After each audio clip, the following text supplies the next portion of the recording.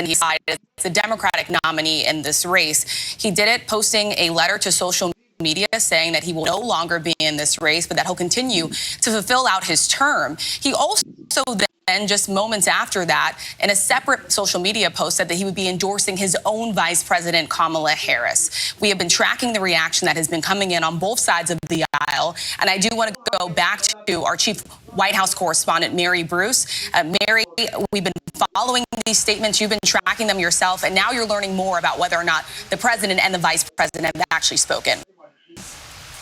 Rachel, a source familiar tells us that, yes, in fact, the president and the vice president, Kamala Harris, have now spoken. Just imagine what this day has been like. You know, over the weekend, the message coming out of the campaign was that they were all in. Their foot was on the gas. The president adamant that he was not stepping out of this race. You even had some of his surrogates out on the Sunday talk shows this morning making that same argument.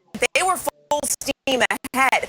And then I am told that this was all extremely closely held. The president, only alerting campaign officials shortly before that letter went public. We don't believe the vice president got much of a heads up either. We have not heard from her, though. We still have not heard any kind of reaction from her, any reaction just to the announcement that the president is exiting this race, or to the fact that he is throwing his support behind her.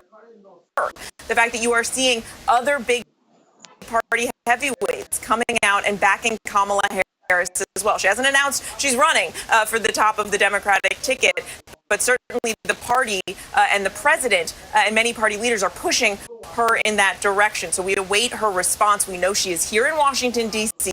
She wasn't expected to be out on the trail again until Tuesday in Milwaukee. I suspect a lot of things on her schedule are now up in the air, Rachel.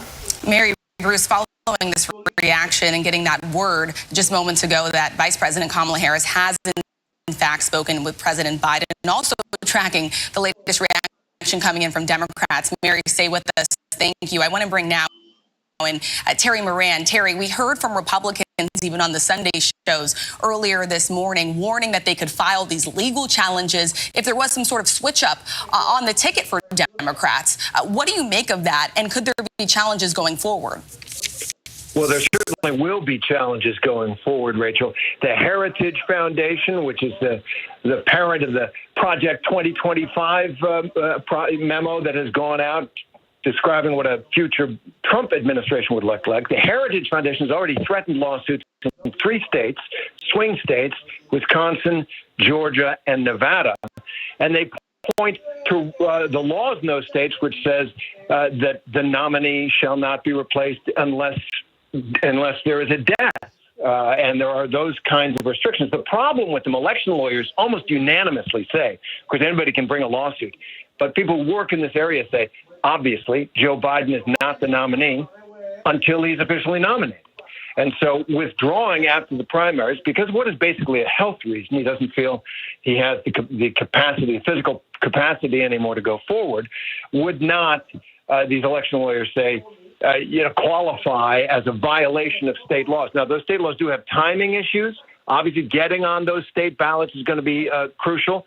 So the Democrats, who have already prepared to do that by having this virtual roll call in early August, they prepared for that. But if Kamala Harris, Vice President Harris, is not essentially unanimously acclaimed as the nominee, if someone does step in or prepares to step in to challenge her, that might be a problem. Because if they have to go to their convention, which begins August 19th, they will miss the deadline for ballot access in at least Ohio. And so that could be a problem. But the basic challenge that you're hearing from Republicans, that it's too late for Biden to get out of the race because state ballot access is a problem. Election lawyers say, no, he's not the nominee. No one's the nominee until the convention says so. Terry, a follow-up to you. How much does this have to do with the fact, I've heard from my sources within the Republican Party, even with the Trump campaign, that they wanted President Biden to stay on the ticket, that they wanted the former president to run against former President Donald Trump. How much does this have to do with the legality of all of this versus who they ultimately want to face off with in November? Well, obviously they looked at the polls. They liked what they saw in the polls, especially in recent days against President Biden. And yet, what they're really trying to do is just muck up as much as possible the works for Democrats as they go forward in this unprecedented situation. Look at the convention, right? The rules of the convention are pretty simple at this point. If President Biden releases his delegates, they don't have to support Kamala Harris. The only thing they have to do under Rule 13J, which you're going to hear a lot about probably, is vote their conscience. In good conscience, they must vote to support a candidate. So if there's anyone who wants to challenge Kamala Harris, there'll be these test votes on accepting those rules, and then you'd head to the floor. But as for the Republican efforts to sue their way to keep Harris off of state ballots, that's probably just an effort, to make the Democrats look disorganized. There's also been talk of impeaching President Biden on the grounds that he is now incompetent to serve if he's incompetent to run. Again, almost certainly wouldn't happen, and yet would muck up the works. So expect to see the Republicans take as much advantage of the chaos here, even though they are concerned about the redefinition of this race. Look how fast politics moves. Kamala Harris now center stage, others perhaps circling, testing the waters, calling people up. Joe Biden, after 50 years in politics, in which he reached the highest level, is now yesterday's man. And take a moment to think of how this proud man is feeling at the end of this career. Yeah, it's an extraordinary moment, no doubt about that. Terry Moran, please stay with us. Thank you. I want to bring in now the former governor of New Jersey, Chris Christie, who joins us now on the phone. Mr. Christie, this news just coming in. What is your response to some of these Republicans who are saying that they want to challenge this in court, some even calling for the president to step down immediately from office? Well, look, I think the first thing is when you look at the legal challenges, I've looked at this across the country over a number of years. And what you find that courts will generally do is if they believe that voters would be left with no choice in a particular election, they always err on the side of giving the voters a choice and allowing the voters to make the decision. And I've seen that in statewide races. And this is essentially the decision, a decision by a court in any state about whether or not all the people of their state are going to have a choice for president of the United States. So while I will not be at all surprised to see the Republican infrastructure of the Trump campaign file these lawsuits, I'm skeptical that any of them will have any success in precluding whoever the Democratic nominee is from the ballot. Remember, too, Rachel, that no one's been nominated yet by the Democrats. It's not like the nominee has withdrawn. He's not been nominated, and he wouldn't be officially nominated until the convention votes a majority of the delegates to him. So I think that's something that will help whoever winds up replacing Joe Biden in terms of any of these state challenges. Mr. Christie, this has been an unprecedented election cycle, to say the least. You have on one end the former president of the United States who had been indicted, who is now running as a convicted felon. On the other end of this, you have Democrats now dealing with the president of the United States withdrawing from the race. We are just about 100 days out until the November election. President Biden making it clear that he endorses his own vice president, Kamala Harris. As much as we can focus on the challenges also for Democrats, Republicans also now are going to have a new challenger that they're going to be facing off with in just about 100 days. How much of a big of a challenge is that for them as well? Yeah, Rachel, look, it fundamentally changes the race. Now, what none of us yet know is how.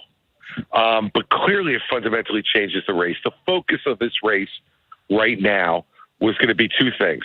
Donald Trump's legal challenges and problems, and what does that mean potentially for a second Trump term, and Joe Biden's age and declining capability.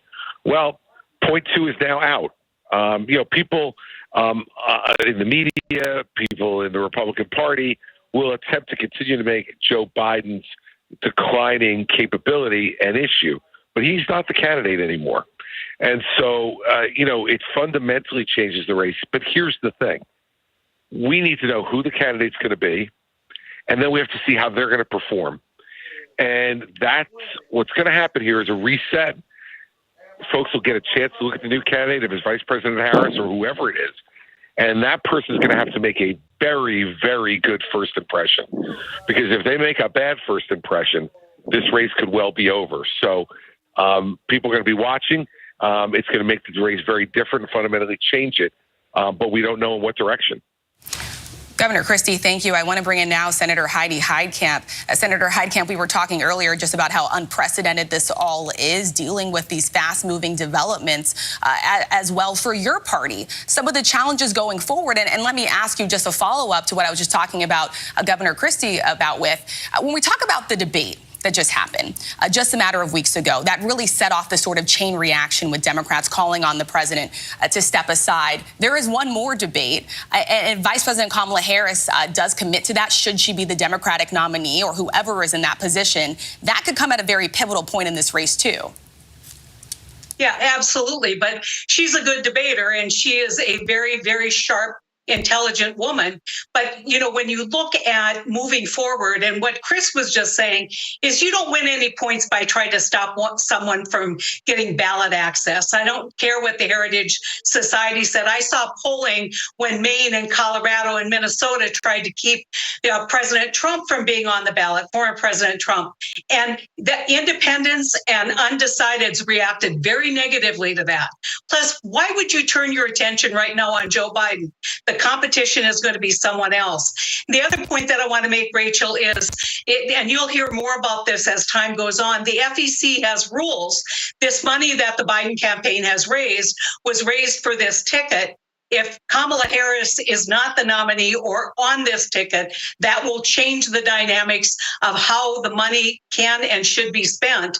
And so that's going to be another factor in the determination that the Democrats will have to make on who their candidate is. A follow-up for you there. Explain that a little bit more. So this could have an impact even on how the money is spent going forward in this campaign for whoever the Democratic nominee is. Yeah, the FEC has rules. If you raise money for a candidate and then the candidate is no longer the candidate, in this case, they raise money for a ticket, then something has to happen with that money. And it doesn't automatically translate to the next person who might be nominated. It would have to go to state parties, as I understand it. It could be spent other ways. But remember this. Rates have been locked in for this candidate. By that, I mean ad rates. And so all of that gets upset if Kamala Harris is not the nominee.